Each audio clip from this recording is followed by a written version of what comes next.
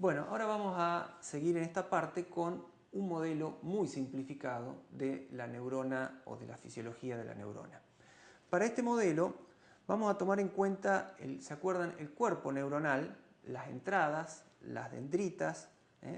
Acá tenemos las entradas que vamos a llamar X1, X2, X sub i para el caso general. Vamos a suponer que hay n entradas y para cada una de esas entradas vamos a tener un peso sináptico. Este peso sináptico es la simulación, recuerdan, de la conexión entre la entrada y alguna zona del árbol dendrítico de la neurona.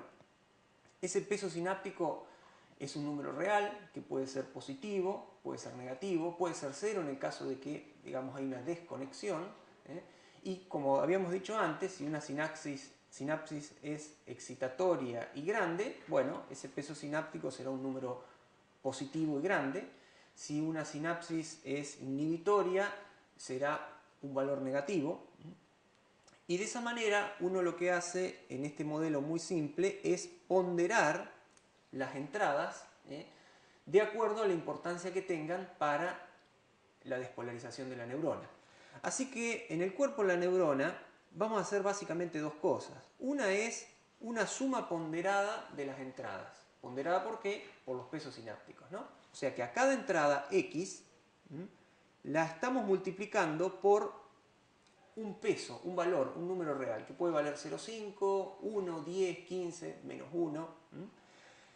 Las entradas tendrán su valor de acuerdo a, en principio podemos pensar que pueden ser 0, 1, menos 1, pero para el caso general también podrían ser un número real cualquiera.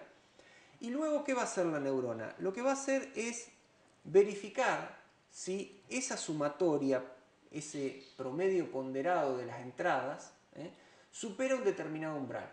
Si se supera ese umbral, la neurona va a disparar, como habíamos dicho, y va a dar como salida una Y, una variable Y le vamos a llamar, que vendría a ser lo que sale por el axón de la neurona biológica que habíamos modelado. Vamos a hacer sobre este modelito muy básico algunas simplificaciones, sobre que ya estaba simplificado. Fíjense que estamos suponiendo que todas las entradas llegan simultáneamente a la neurona. Si nosotros nos fijamos en la neurona real, existe la posibilidad de que cuando el ojo emite un estímulo, ese estímulo que llega a la neurona no tenga que llegar de forma sincronizada y simultánea con el que emitía el oído o con el que emitía un sensor del tacto.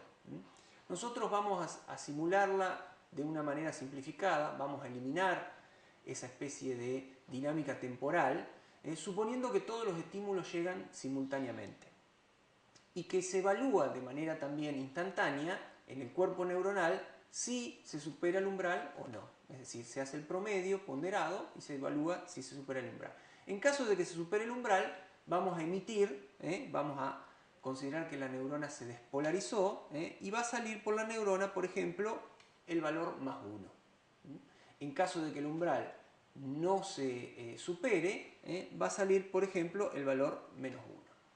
Ustedes van a ver que en la distinta bibliografía algunos usan más 1 y 0, otros autores usan más 1 y menos 1. Bueno, y hay que tenerlo en cuenta a la hora de consultar los libros. Vamos a simplificar un poquito más el modelo, vamos a tratar de encontrar una ecuación más sencilla y vamos a meter el umbral adentro de este circulito que era el cuerpo neuronal.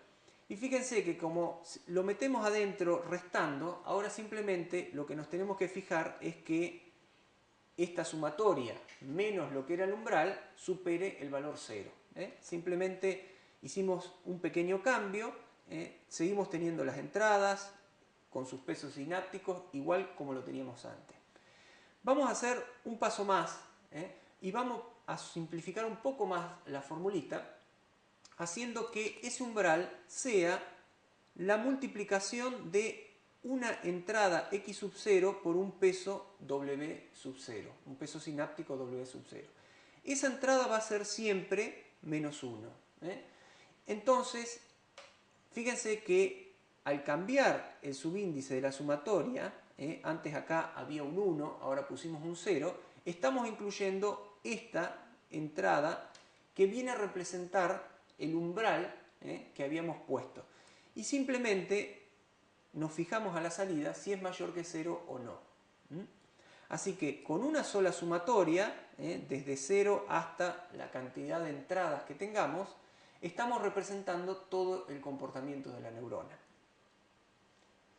Entonces vamos a repasar un poco el perceptrón simple, que es el nombre que se le da a este modelo simplificado de la neurona. Habíamos dicho que teníamos un producto interno, ese promedio ponderado, ustedes lo pueden pensar como un producto interno entre las entradas y los pesos sinápticos. Ese producto interno me va a dar lo que denominamos activación lineal. Esa B vendría a ser la sumatoria que acabamos de tener. Aquí está expandida.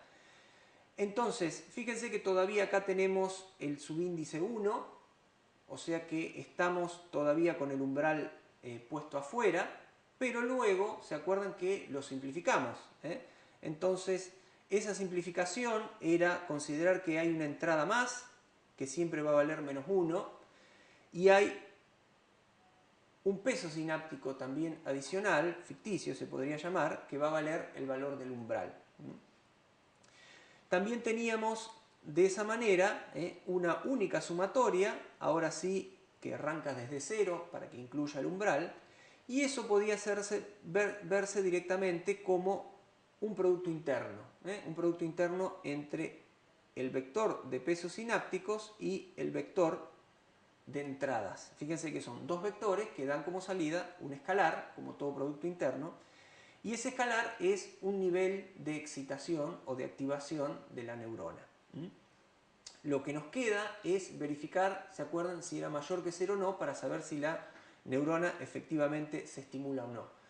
Nosotros estábamos utilizando como función de activación, ese es el nombre que se le da a esta función, una función que decía simplemente, si es menor que 0, el valor de ese producto interno, de ese promedio ponderado, la neurona queda en reposo y sigue dando como salida menos 1. Estaríamos en esta zona de la función de activación. En cambio, si la salida es mayor o igual a 0, estaríamos activando la neurona o dando un estímulo excitatorio a la salida y estaríamos en esta zona de la función de activación. Vamos a ver más adelante que hay muchas funciones de activación diferentes, no todas las neuronas, incluso biológicas, trabajan de la misma manera, y vamos a utilizar algunas alternativas como esta. Fíjense que es una simple linealización de la zona de transición. Nosotros teníamos antes una discontinuidad importante en la función que habíamos definido antes, que en definitiva era la función signo, y acá lo que estamos haciendo es reemplazarlo por una zona lineal de transición que depende de esta constante alfa, que hará que la pendiente sea mayor o menor en esa zona. Otra que se utiliza mucho es la función sigmoidea. La función sigmoidea no tiene ninguna discontinuidad, es no lineal todavía, pero no presenta discontinuidades, y esto nos da una gran ventaja, ya van a ver un poco más adelante en la asignatura, cuando tengamos que, por ejemplo, hacer una simple derivada. Esta función sigmoidea nos permite, a partir de también una constante que tenemos acá, cambiar la pendiente con la que esta función va creciendo, siempre entre menos 1 y más 1.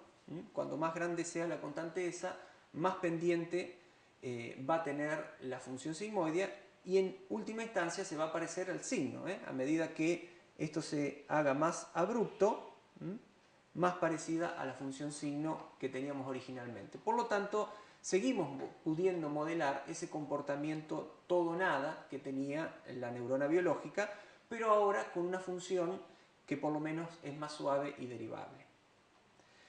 Hay otras muchas funciones que se utilizan como función de activación. Esta es una función gaussiana y la vamos a utilizar en el transcurso de la asignatura.